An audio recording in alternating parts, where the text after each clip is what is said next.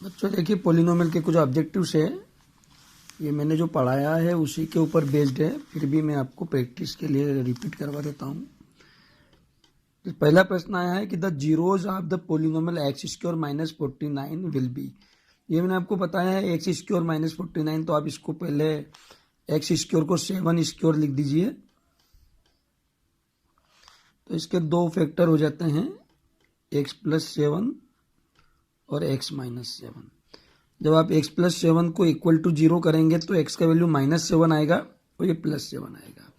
ये मैंने ये जो प्रॉब्लम आपको करवाया है, वीडियो भी दी है, तो इसका आंसर आएगा -7 और 7। आगे पीछे लिख सकते हैं, तो ये A इसका करेक्ट आंसर है। तो आप इसको अलग से आंसर में लिखेंगे, यहाँ लिखा है आंसर फर्स्ट का A, पर आपको ये भी लिखना पड़ेगा 7 और -7। खाली ऐसे 1A करके नहीं लिखेंगे, आपको जैसा पूरा लिखना पड़ेगा 7 -7। दूसरा है sum of zeros of the polynomial. तो बच्चों देखिए, यहाँ A है 6, B है 13 और C है 7, और जो सम होता है अल्फा प्लस बीटा, जो होता है -B/A।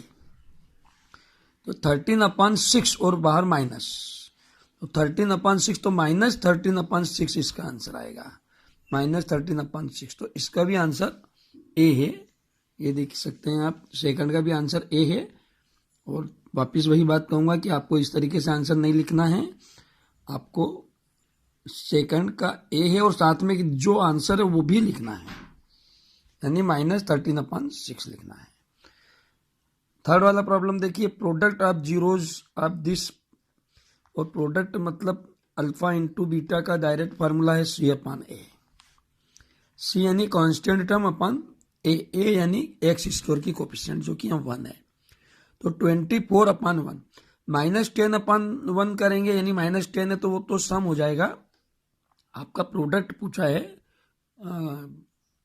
शून्य का गुणा पूछा है, तो 24/1 यानी 24 इसका आंसर आएगा, मतलब C is the correct option. तो इसमें आपका C आ जाएगा। देखिए थर्ड वाले का C लिखा है, और ये सारे प्रश्न मैंने पहले इसको देख लिया है, पढ़ लिया है, उसके हिसाब से मैंने वीडियो बनाई है। लेकिन मैंने सिर्फ इस बुक के ही प्रॉब्लम नहीं लिए हैं, मैंने आसपास के दूसरे भी कवरेज दिए हैं उसको अच्छी प्रैक्टिस के लिए, ताकि वो रटने वाला काम नहीं होना चाहिए। अगर मैं आपको ये 1-2 प्रश्न करा दूं तो आपको तो रटना ही पड़ेगा ना। मैंने काफ़ी डिटेल में आपको बताया है बुक से, इसकी मुझे बताने की ज़रूरत नहीं है। वैसे मेरा बुक का स्टडी मटेरियल से ये अपने आप हो जाएगा। ये सारे प्रॉब्लम्स किए हैं, जो बच्चे रेगुलर पढ़ रहे हैं उनको ज़्यादा जानकारी है। अब इसमें लिखा है 1 ऑफ जीरोज, मतलब एक जीरो पता है अल्फा आपको, और ये क्वाड्रेटिक पॉलिनोमियल है आपके पास। ये A है k-1, ये B है और ये C है, और एक आपको -3 है, तो दूसरा पूछा जा रहा है। तो बच्चों आपको देखिए, अल्फा अगर -3 आपको मालूम है और आपको बीटा निकालना है, तो हमारे पास दो रिलेशन हैं, अल्फा प्लस बीटा और ये। तो यहाँ पे आप देख सकते हैं कि अल्फा इंटू बीटा जो है वो क्या होता है, C/A, मतलब 1/k-1, 1/k-1, और अल्फा प्लस बीटा हो जाएगा k/k-1। तो बच्चों इसमें एक रूट आपको मालूम है, जो कि कितना है, -3 है। मतलब अगर इसमें -3 पुट करेंगे तो ये 0 आ जाएगा, तो एक इक्वेशन बन जाएगी। अगर आप इसको सॉल्व कर लेंगे तो आपको दूसरा रूट भी आ जाएगा, या आप इन रिलेशन का यूज करके भी निकाल सकते हैं। पीछे इस टाइप एक प्रॉब्लम भी दिया हुआ है, वापिस वही आ गया, a quadratic polynomial whose zeros are -3 and 4। तो आप ये वाला फार्मूला लगाइए यहाँ पे, जो मैंने बताया था पॉलिनोमियल का, ये वाला Px = k(x²) - sum into x plus alpha into beta. तो यहाँ सम और यहाँ प्रोडक्ट, और यहाँ k की वैल्यू 1 ले लीजिए जब डिनोमिनेटर में 1 हो। तो इस तरीके से बच्चों ये आपके ऑब्जेक्टिव सब वही है जो मैंने पीछे दिए हैं। यहाँ देखिए, अल्फा बीटा इसके a x square b x plus c के जीरोज हैं और अल्फा इंटू बीटा पूछा है, तो यहीं ऊपर मैंने भी समझाया अल्फा इंटू बीटा आपका क्या होता है, सी अपान ए होता है। बच्चे जो रेगुलर पढ़ रहे हैं उनको तो फार्मूले प्रॉब्लम करते करते याद हो जाते हैं, अलग से क्या करना पड़ेगा इनको। तो ये सी अपान ए अल्फा इंटू बीटा है, तो इसका करेक्ट आंसर ए है।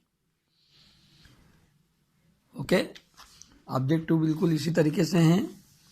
और यहाँ पे आपको पूछा है, सम पूछा है, अल्फा इन बीटा जीरोज है, तो इसका सम जो है वो माइनस बी अपान ए होता है। ये भी अभी मैंने आपको बताया है, ये यहीं पे लिखा है माइनस बी अपान ए, या पीछे मैंने सम कराया है इस टाइप के।